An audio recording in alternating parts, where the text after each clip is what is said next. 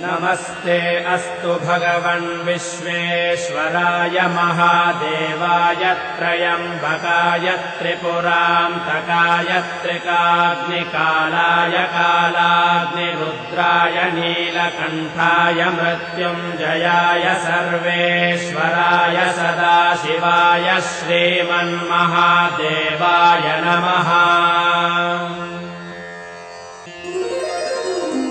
नमस्ते अस्तु भगवन् विश्वेश्वराय महादेवाय त्रयम्बकाय त्रिपुरान्तकाय त्रिकाग्निकालाय कालाग्निरुद्राय नीलकण्ठाय मृत्युञ्जयाय सर्वेश्वराय सदाशिवाय श्रीमन्महादेवाय नमः।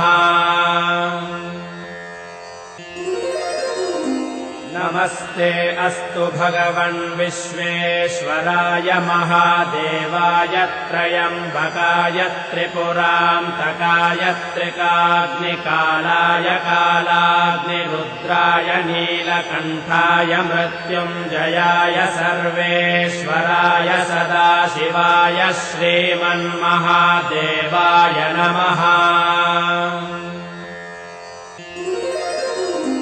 नमस्ते अस्तु भगवन् विश्वेश्वराय महादेवाय त्रयम्बकाय त्रिपुरान्तकाय त्रिकाग्निकालाय कालाग्निरुद्राय नीलकण्ठाय मृत्युञ्जयाय सर्वेश्वराय सदाशिवाय श्रीमन्महादेवाय नमः।